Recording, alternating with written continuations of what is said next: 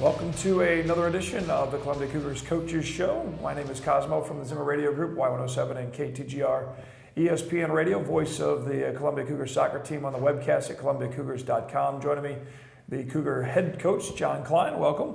Thank you, Cosmo. As we finish the regular season and sitting on the edge of the AMC Conference Tournament, that really the golden reward at the end of that obviously is a trip to the national tournament. Before we get into the AMC tournament, let's talk about the regular season. Finished 15-2-1, number 20 in the final poll. Got to be pretty happy with the way the season wrapped up with only 2 losses on the year. I think that's a terrific year of soccer. 15 wins. That means you're smiling a lot. That means you're scoring goals. The strength of our team might have been keeping the ball out of the net. Had 12 shutouts this year.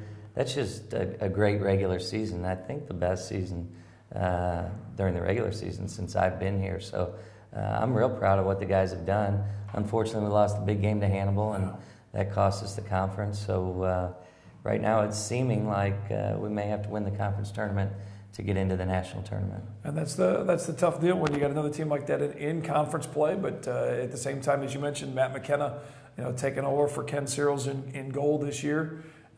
You had Ken for the last 2 seasons and such a great goalkeeper.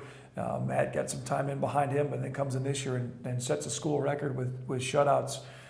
Pretty phenomenal feat for Mr. Number 99 there. No, he did a great job, and he made big saves at the right time. He makes himself big. He's fearless back there. He distributes well. He punts the ball well. So he does everything well, and he's only a sophomore, and we're looking forward to having him back for a couple more years. That's obviously key with the goal, especially when you make that change, the unknown of what you get out of a new goaltender. Just like with a basketball team with a new point guard or a softball team with a new starting pitcher, that Wendy Spratt will have to come up with Valerie Teeter graduating coming up in the spring. But then you move up a little bit on the field with the 4 guys in front of Matt, and they're a huge part, obviously, of that defense and all those zeros in the win column for you. Yeah, you could never discount what they've done. Of course, Nicola, who's a 2-time All-American, and then next to him is Tom Vincent and Dan Rapp and Tim Tevlin. That back line, those 4 guys, we've stayed with them all year long, and I think they've just molded themselves into possibly one of the best defensive units in the country. And it's unbelievable when you look at the matches and you just see how confident Nicola is. If you've never had a chance to see him play, I don't think there's a ball in the air that he doesn't get to in some capacity, and he's winning 99% of those battles that he's fighting with back there in the middle. So big, so strong as far as up front, and I think it's safe to say that the experiment to move him up maybe to midfield is better. Keep him back on the back 4 worked out pretty well. Yeah, we did that last year. Yeah. We were searching for a midfield play last year, though, and he's just a great athlete and always a competitor at practice, and he'll play anywhere in practice to try and help his team win a game. But his strength is in the back, and like you said, I don't think he's ever lost a head ball in the backfield. He's terrific with the ball at his feet. He tackles hard. He's our captain.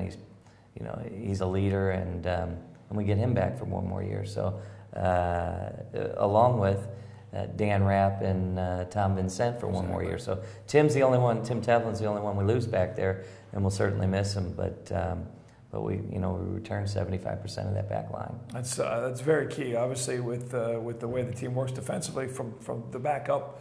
Then your offense, you got a great senior season from Dylan Barduzzi, bouncing back 13 goals, I think 6 assists or 9 assists was his final stat line at least, but played very strong out on that midfield spot, when just creative as ever with his back to the goal, and really starred well in his senior year, regular season. His strongest year ever as a Cougar, although he was consistent over 4 years. And sure. I think this is his highest goal production.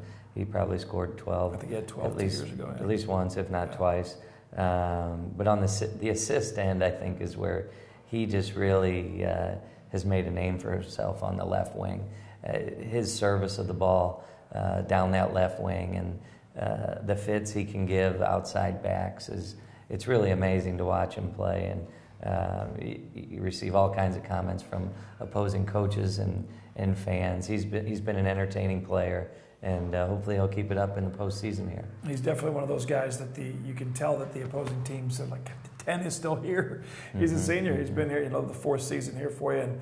And with some new offensive weapons up front with Liam Kane, and then obviously with Yudai Yamaguchi picking up some goals, as well as other guys that he can help distribute the ball to. It really made your offensive attack interchangeable parts. So many different guys have been able to find the net. Yeah, well, I think on the other side of the field, Liam is just the balance to what Dylan does on the left side.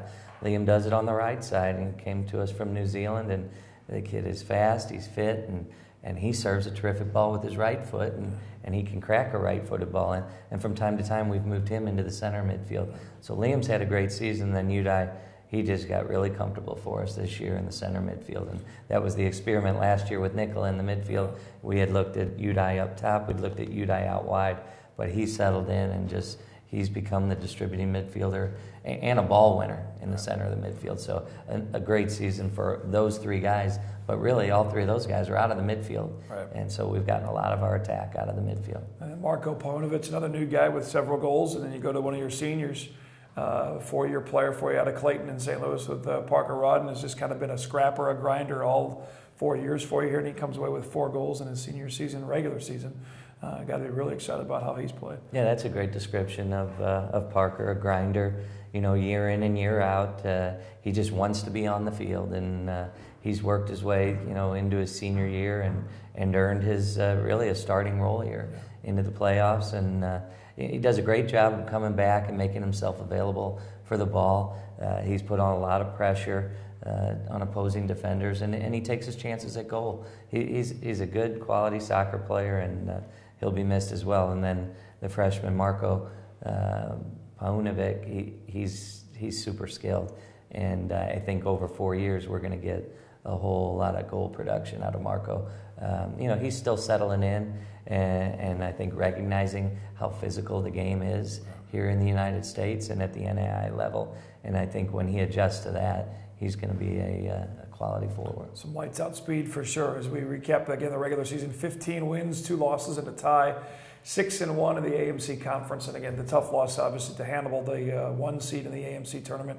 Columbia, the 2 seed. Both of those teams received byes in the first rounds, and now the Final 4 is set. We'll come back, talk about the AMC tournament, how things will shape up, and preview the opponents, and talk a little bit about the women's program as well, as Coach John Klein and his assistant John Deshay are leading that charge to build that brand new program here at Columbia College. More men's Cougar soccer talk next on the Cougar Coaches Show. This is Mediacom Channel 22.